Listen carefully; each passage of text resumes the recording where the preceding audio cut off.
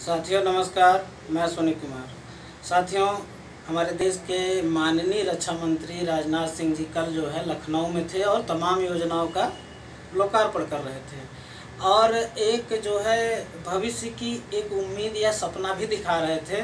अब आप खुद तय करिए कि बीजेपी नेताओं की जो कथनी और करनी है उसके अनुसार आज तक आपको जो जो वादे किए गए या जो स्कीमें दिखाई गई कहाँ तक सड़क पर उतरी है।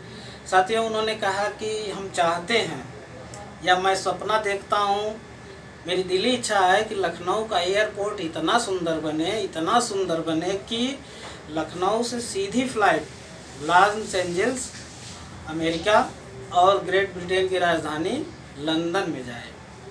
साथियों, कोई ना देखना अच्छी बात है, सबको देखना चाहिए, लेकिन आप ये सोचिए कि ये वही रक्षा मंत्री जी हैं जिन्होंने राफेल विमान को जो फ्रांस से लाए थे, नींबू मिर्ची लगा के ले आए थे और वो राफेल विमान जो कि कांग्रेस के समय लगभग 550 करोड़ रुपए प्रति राफेल विमान तय हुआ था, उसको लगभग 1550 करोड़ यानी कि 3 गुना अधिक दाम पे लाए थे।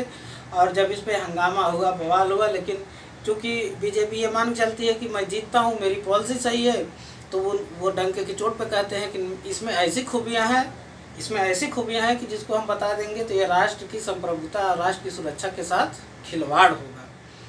तो ये यानी कि बीजेपी का भ्रष्टाचार और राष्ट्रवाद की सुरक्षा, राष्ट्र की सुरक्षा दोनों जुड़ जाती हैं।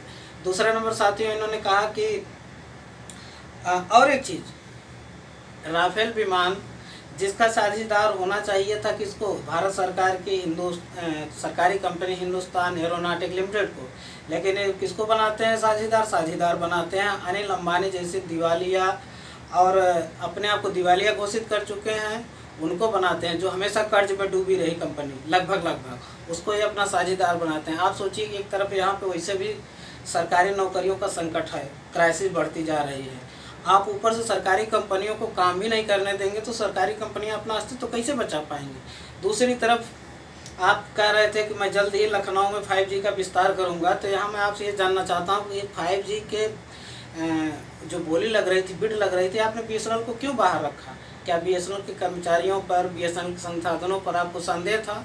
आपने इसलिए बाहर रखा ताकि निजीकरण की राह आसान हो, BSNL को जितना हो सके उतना नीचे गिराया जाए। अब आप ये सोचिए कि 2 कंपनी हिंदुस्तान एरोनॉटिक लिमिटेड और BSNL दोनों सरकारी कंपनी थी और बड़ी संख्या में सरकारी रोजगार मुहैया कराती थी और BSNL सस्ती सेवाएं मुहैया कराता था, लेकिन दोनों को साथ इस सरकार ने छलावा किया है और ये दोनों के साथ क्या एक तरीके से कहिए देश की जनता के साथ। फिर साथियों, आप सोचिए, इन्होंने कहा कि उत्तर प्रदेश में डबल इंजन की सरकार में आधारभूत सुविधाओं में बहुत तेज विकास हो रहा है। तो हम मंत्री जी को ये सूचित करना चाहते हैं या बताना चाहते हैं, आप थोड़ा सा अखबारों में, न्यूज़ में नज़रें गड़ा कर देख लीजिए कि इस डबल इंजन की सरकार में विकास दोगुने गति से भले नहीं हुआ है, लेकिन भ्रष्टाचार दोगुने गति से जरूर हुआ है। आप देखिए कि बुंदेलखंड एक्सप्रेसवे जो कि मात्र 15 दिन की बारिश में बह गया। आप देखिए कि इन्हीं के मंत्री, सरकार में शामिल मंत्री दूसरे मंत्रियों पे कईयों हजारों करोड़ का भ्रष्टाचार और ट्रांसफ़र पोस्टिंग का आरोप लगाए हैं, चाहे वो स्वास्थ्य मंत्रालय रहा हो जो कि डिप्टी CM का अधीन आता है, चाहे वो जल संसाधन मंत्रालय रहा हो जो कि प्रदेश अध्यक्ष जी के अधीन आता हो। और आप सपना दिखाते हैं कि यहाँ पे जल्द ही, और एक तो और कह रहे थे कि मैं चाहता हूँ कि उत्तर प्रदेश नंबर 1 राज्य बने। अरे किस क्षेत्र में नंबर 1 बनाना चाहते हैं? भ्रष्टाचार, करप्शन में, या एक विशेष जात के अपराधियों की संख्या के मामले में जिनको सरकारी संरक्षण प्राप्त है? और आप लखनऊ में थे, 2 शब्द उस आंदोलनकारियों को विषय में बोल देते जो बच्चे 69,000 प्राथमिक शिक्षक भर्ती में पीड़ित हैं, यानी कि उनके साथ सीधे आरक्षण घोटाला किया जाता है। उनकी सीटों पर उनकी नियुक्ति न देके सामान्य वर्ग के अभ्यर्थियों को रखा जाता है, लेकिन जब इसमें जांच होती है और भ्रष्टाचार पाया जाता है तो आनन फानन में उत्तर प्रदेश सरकार चुनाव को देखते हुए 6800 की लिस्ट जारी कर देती है। चुनाव बीत गया, सब मामला ठंडे बस्ते में। अब सोचिए, उत्तर प्रदेश ये पहला ऐसा राज्य है जहाँ पे चयनित अभ्यर्थी बेरोजगार घूम रहे हैं।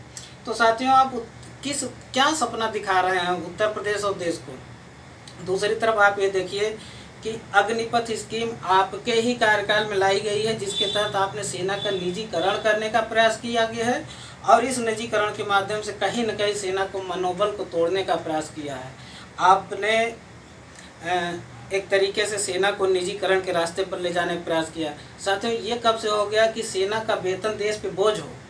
सेना का वेतन देश पे बोझ नहीं होता, बल्कि सेना का वेतन देशवासी स्वेच्छा से अपने, चाहे वो कर के माध्यम से देते हो चाहे जैसे देते हो, वो चाहते हैं कि हमारी सेना और मजबूत बने।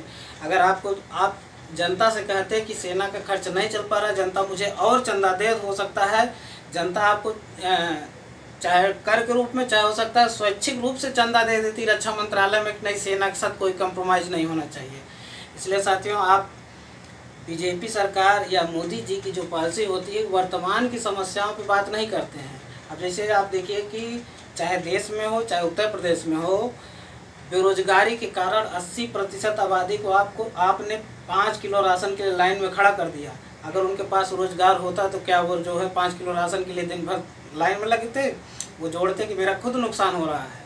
लेकिन आपने हालात ऐसे बना दिए कि लोगों को लाइन में खड़े होना पड़ा। आप वर्तमान की समस्याओं पे कभी विचार नहीं करते, हमेशा भविष्य का सपना दिखाते हैं कि भविष्य में हम ऐसा स्वर्णिम युग लाएंगे, ऐसा भारत बनाएंगे कि सबके पास घर हो, सबके पास मकान हो, सबके पास 4 व्हीलर गाड़ी हो, सबके पास पैसा हो, सबके पास रोजगार हो। अब वो केवल सपना होता है। आदमी सपना, अब वो भी किस अवस्था में सपना दिखा रहे हैं? जो कि भूखे पेट सो रहा है, जो बेरोजगारी से रोज लड़ रहा है, जो कि मानसिक प्रताड़ना झेल रहा है परिवार और समाज की, जो नंग धड़ंग अवस्था में है। इसलिए आप लोग चाहे जितने भी उपाय कर लीजिए, 2024 में जनता ने ठान लिया है कि बीजेपी की विदाई केंद्र से होना तय है। धन्यवाद साथियों। अगर हमारा ये वीडियो अच्छा लगा हो तो लाइक करें, सब्सक्राइब